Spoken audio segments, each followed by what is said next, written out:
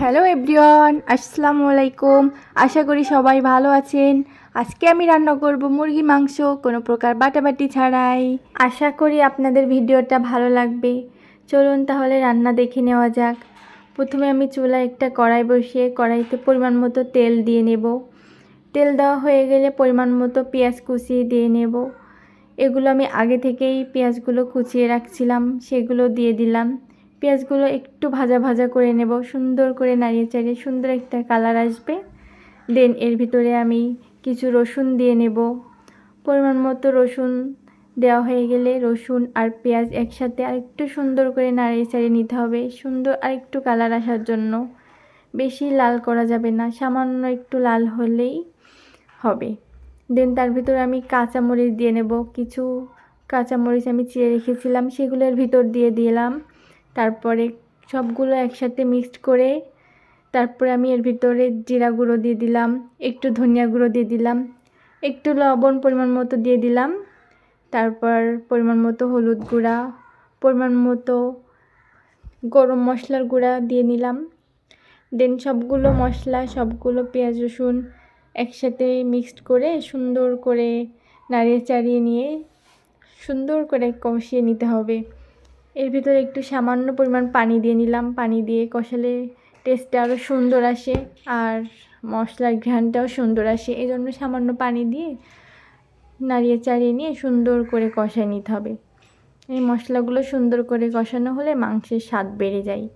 এজন্য আমি কিছুক্ষণ চুলায় রেখে মশলাটা ভালোভাবে কষিয়ে নেব। কিছুক্ষণ জাল দিয়ে 1-2 মিনিট মতো একটু জাল দিলেই হয়ে যাবে মশলাটা কষানো। এর থেকে সুন্দর একটা ঘ্রাণ আসবে। দেন এর ভিতরে আমি কিছু ডালচিনি, কিছু আস্ত ডালচিনি দিলাম, কিছু আস্ত ফল, আস্ত তেজপাতা, এগুলো দেওয়া হয়ে গেলে এগুলোর সাথে আরেকটু নাড়িয়ে চেড়ে নিয়ে আরেকটু কষাইয়ে নিতে হবে। সবগুলো উপকরণ দেওয়া শেষ। এবার সবগুলো একসাথে সুন্দর করে কষাই নিয়ে এর ভিতরে মুরগির মাংস আর আলু দিয়ে দিতে হবে। আপনারা চাইলে এগুলো অপশনাল, এগুলো নাও দিতে পারেন, এই মশলাগুলো না দিলেও চলবে, কারণ এখানে গরম মশলা যেহেতু ইউজ করেছি। তারপর আমি এগুলো দিলাম একটু স্বাদ বাড়ানোর জন্য।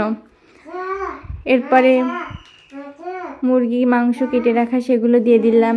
তারপর আলু টুকরোগুলো দিয়ে দিলাম, সবগুলো একসাথে দিয়ে দেন একটু ভালো করে নাড়িয়ে চাড়িয়ে নিয়ে কিছুক্ষণ জাল করতে হবে এভাবে। এখন পানি দেব না, এখন পানি না দিয়ে এভাবেই কিছুক্ষণ জাল করে নেব। এটা আমার কাছে অনেক ভালো লাগে। আর একটু কিছুক্ষণ কষানো হয় এই আর কি। এবার ঢাকনা দিয়ে ঢেকে দেব, ঢাকনা দিয়ে ঢেকে কিছুক্ষণ রেখে দেব। আপনারা চাইলে এখানে পানি দিয়ে দিতে পারেন, এভাবে না কষালেও চলবে, কারণ পানি দিয়ে একবারে কষালেও চলে। আমি মাঝে মাঝে এভাবে কষাই, মাঝে মাঝে পানি দিই, কিন্তু আজকে একটু কষিয়ে নিলাম, দেন পানি দিয়ে নিলাম। এখানে আমি পরিমাণ মতো পানি দিয়ে নিয়েছি, যতটুকু মাংস আলু আছে সেই সমান সমান পানি দিয়ে নিয়েছি। আমি একটু মাংস নরম খাইতে পছন্দ করি, সেজন্য আমি একটু বেশি পানি দিই। আপনারা চাইলে আর একটু কমও পানি দিতে পারেন, যারা বিশেষ করে বেশি নরম মাংস পছন্দ করেন না তারা একটু কম পানি দিতে পারেন। আমি এখানে সমান সমান পানি দিয়েছি, এতে মাংসটা একদম পারফেক্টভাবে সিদ্ধ হবে। মাংস আলু দুইটাই সুন্দর করে সিদ্ধ হয়ে যাবে। এবার আমি আরেকটু নাড়িয়ে চাড়িয়ে নিলাম, নাড়িয়ে চাড়িয়ে নিয়ে এবার ঢাকনা দিয়ে ঢেকে দেব। যতক্ষণ না পানিগুলো শুকিয়ে আসবে ততক্ষণ ফুল হিটে চুলায় বসিয়ে রাখবো। পানিগুলো শুকিয়ে আসলে এবার সুন্দর করে নাড়িয়ে চাড়িয়ে নেব আর একটু সুন্দর করে কষিয়ে নেব। এবার চুলারটা একটু লো আঁচে দেব, লো আঁচে দিয়ে সুন্দর করে আরেকটু কিছুক্ষণ নাড়িয়ে চাড়িয়ে নিয়ে তেলের ভিতরে পানি দিয়ে নেব। আমার মাংসটা কিন্তু পারফেক্টলি সিদ্ধ হয়ে গেছে, মাংস আলু দুইটাই। আমি এখানে যতটুকু ঝোল রাখবো ঠিক তেমনভাবে পানি নিয়েছি, আপনারা চাইলে কম বেশি পানি নিতে পারেন। আমি এবার চুলার আঁচটা ফুল হিটে দিয়ে নেব। চুলার আঁচটা ফুল হিটে দিয়ে কিছুক্ষণ মাংসটা জাল দেব।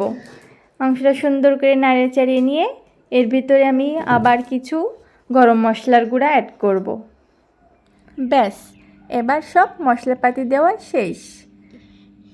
ভালোভাবেই হয়ে গেল মুরগির মাংস রান্না, কোনো প্রকার বাটাবাটি ঝামেলা ছাড়াই।